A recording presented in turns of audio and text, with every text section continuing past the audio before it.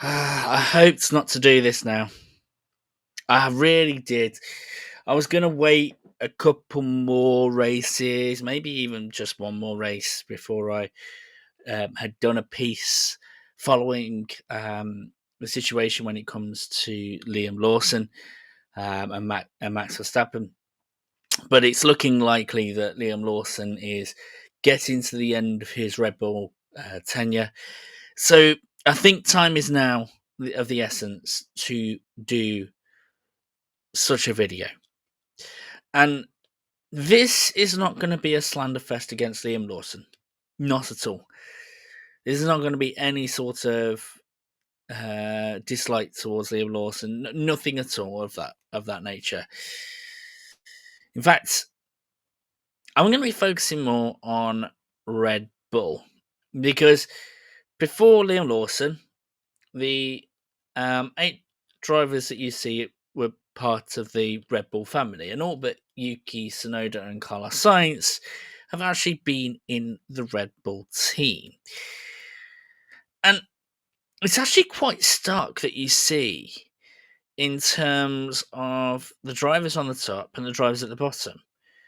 Because the drivers at the top left the Red Bull family in with their career pretty much untarnished or heightened. Whether you're talking about Sebastian Vettel, who obviously left as a 4-time world champion, where you got Daniel Ricciardo, who left competitive with his teammate. Yes, he was slightly less, but not crazy amounts. Carlos Sainz, who left Toro Rosso for pastures new. It was actually a case of he was part of the deal to boost Renault, I believe it was, at the time. So again, left with a really good reputation. And then you got Max Verstappen, who has done wonders with Red Bull.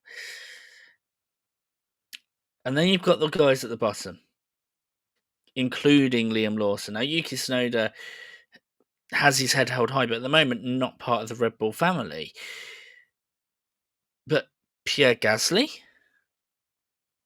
Alex Albon, Sergio Perez, they've left under. They left Red Bull under a cloud. Yes, Pierre Gasly managed to do somewhat of a recovery, but even still, it wasn't great. And Alex Albon was pretty much kicked out of the team, and it was only Williams that pretty much saved him. And Sergio Perez, well, nothing of this season.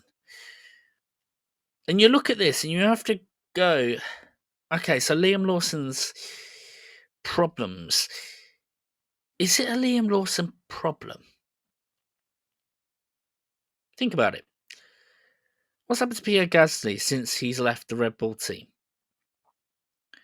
Got podiums, got a win with Toro Rosso or AlphaTauri or whatever they were at the time. Now a top driver at Alpine. In fact, you look into it, was it 3rd place he got at the Brazilian Grand Prix in an Alpine last year? Alex Albon, look what's happened to him. Pretty much the best of the rest. He is the equivalent of what Alonso was last year and the year before. Outside of the top 3 teams, you're almost looking at him as the most likely to get a podium or a win. And Sergio Perez, okay, he's left under dark circumstances. We've not seen him since, but let's not forget what he did with Racing Point. Not just the surprise win in the Sakir Grand Prix, but also the stuff that he's done outside of that, getting constant 4th places, being known as the tyre whisperer. This was Checo's thing. I'm starting to think that this is not a Liam Lawson problem, because otherwise it's an Alex Albon problem and a Pierre Gasly problem and a Sergio Perez problem. So where is the problem? It's Red Bull. Now, I can sort of understand where they went in terms of it, in terms that they made it very clear that they have a star driver in Max Verstappen. And fair play, right? We might dislike him, but Max Verstappen has been a talent and a half. Let's not forget he was in Formula One before he was legally allowed to drive, and showed the reasons why, showed just how good he was. And Max Verstappen very much deserves to be the number one driver of whatever team he's at, or at the very least competing for that number one spot, whether that be at McLaren or Mercedes or Red Bull or Ferrari or any of the other teams, right? But I think there's a problem because Max's driving style is unique. You have to be almost hyper aggressive, hyper sensitive, know exactly what to do with the car to put it in the perfect position to have a chance with the car. And we're starting to see Red Bull struggle. And it seems like hell of a coincidence that it seems like every teammate is 7/10, 8/10, 9/10, even a second slower than Max Verstappen, which I know Max Verstappen's good, but wiping the floor with teammates in this way feels weird. And this is the reason why I say it's a Red Bull problem. Because where's the future lie with Red Bull? We're in a Red Bull. I think are in a really, really sticky situation at the moment. I did a video, obviously, last year when it came to the departures, whether it be Adrian Newey, whether it be Jonathan Wheatley, right? And it's turning out that this was the worst time to lose Adrian Newey. You've got the new regulations, you've got the situation in regards to the car being designed for Max. What happens if he leaves? I mean, it sounds like a bizarre question here, but it is a risky situation to base it all on the driving style of one driver. In fact, think about what all the other teams are doing. Ferrari right now, they have adjusted the car so that Hamilton feels more comfortable in it. The McLaren, is it an Oscar car? Is it a Lando Norris car? It's neither. It's both. It's working for both of them. And so, are we in this situation where Red Bull are pretty much on the edge of a cliff? Where Red Bull are potentially going to go from being one of the top three teams to struggling even to get into the top 10? And actually, thinking about it, that's not that bizarre of a thought. Max Verstappen is driving the bolts off that car. And even so, he is only just qualifying ahead of Yuki Tsunoda and Isaac Hadjar. And I don't think that's a Max Verstappen problem. I think it's a Red Bull problem. You know, Max Verstappen actually mentioned this at Spa last year that Ferrari, Mercedes, McLaren were ahead of Red Bull, and I thought that was bizarre. I was like, surely not. But I think he might have been right there, and I think it might be even worse now. As a team package, it feels like every car, barring maybe the Sauber or maybe the Haas, is better than the Red Bull. And whilst everyone's looking at the bizarre circumstance where we've got Williams with more points than Ferrari, it might not be that bizarre of a circumstance that after a few races we end up with Red Bull 6th, 7th in the championship. And where's that going to lead us? Are we going to be in situations similar to the times when Mark Webber and David Coulthard were first in Red Bull, where actually the Toro Rosso was faster? Do you remember those times, by the way, where Sebastian Vettel was scoring more points than David Coulthard and Mark Webber? Because if we are, that's risky times. Red Bull are in it for the thrills, but if there's no thrills to be had, if they're going to be at the back of the grid, where does that leave us?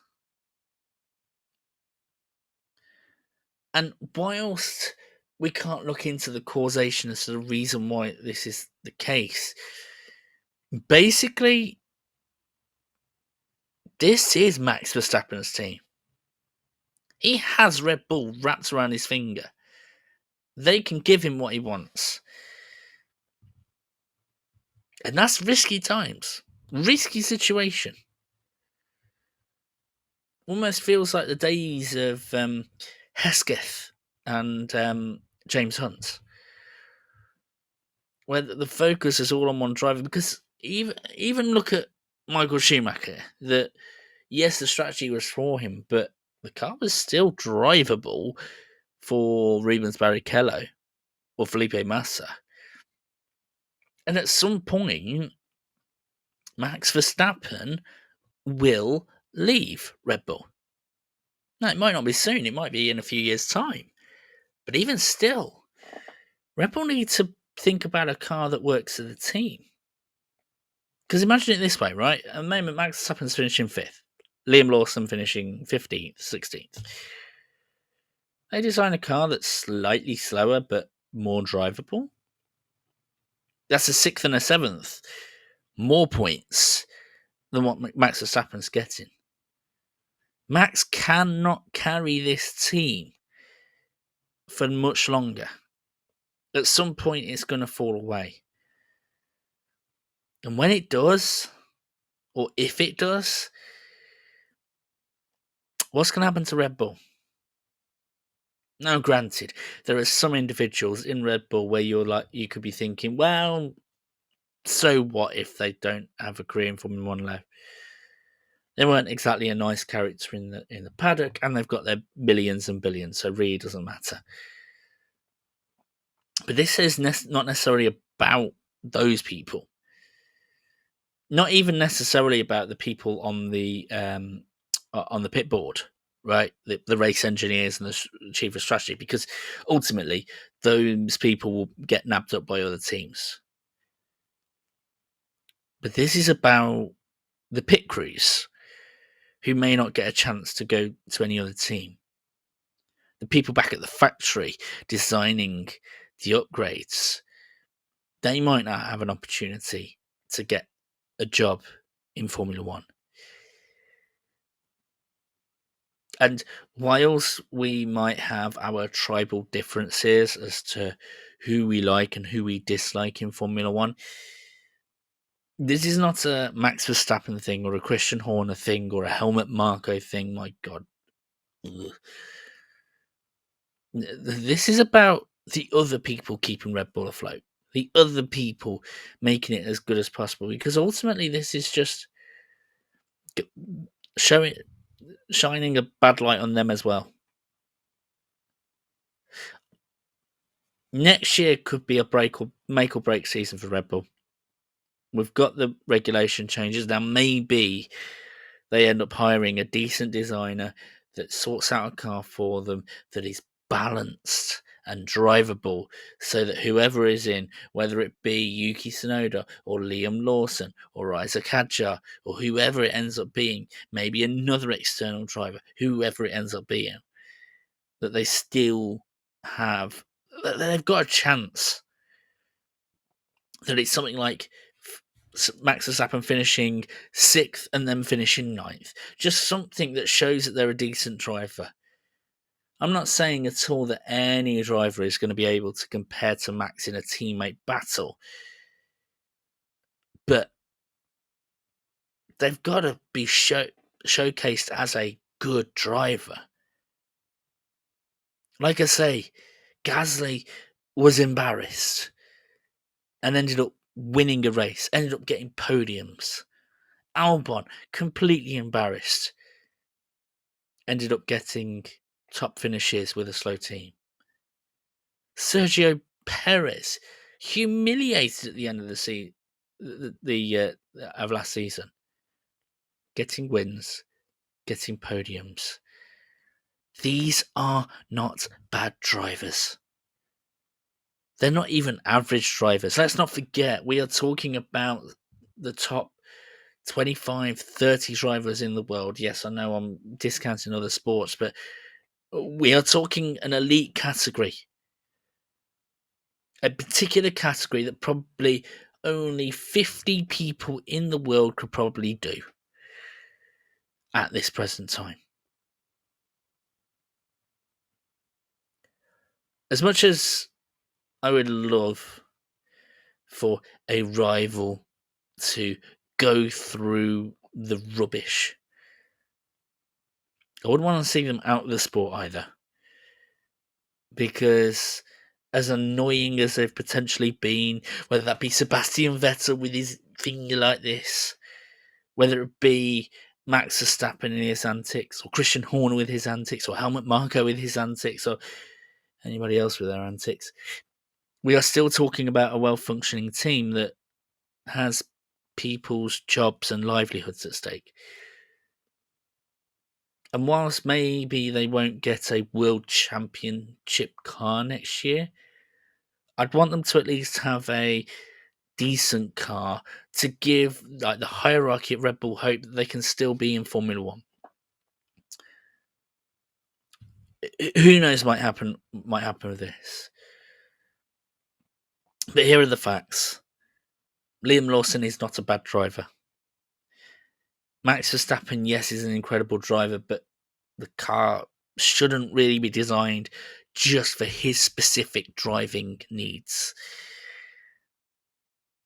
And Red Bull are walking a tightrope.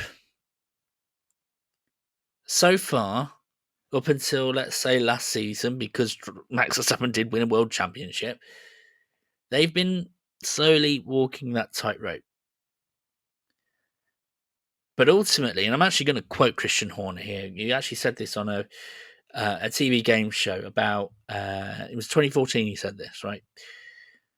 And he said that, yes, the Drivers' Championship has prestige, but it's the Constructors' Championship that is important to the teams.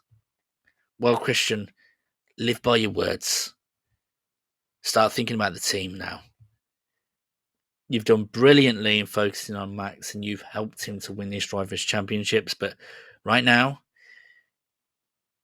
when he's got a slim chance at best because of the cars, you might need to think about the team more.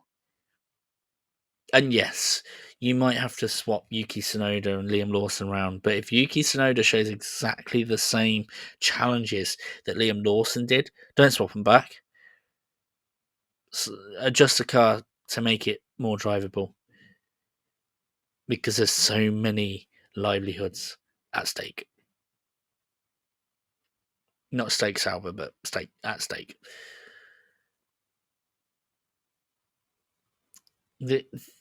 Again, I say it gets make or break, and I really hope, Red Bull, that you make it, because everyone wants a anti-hero, let's say, in the sport, and you've provided that, and you've provided some of the drama, and we love you for it. Let's hope you can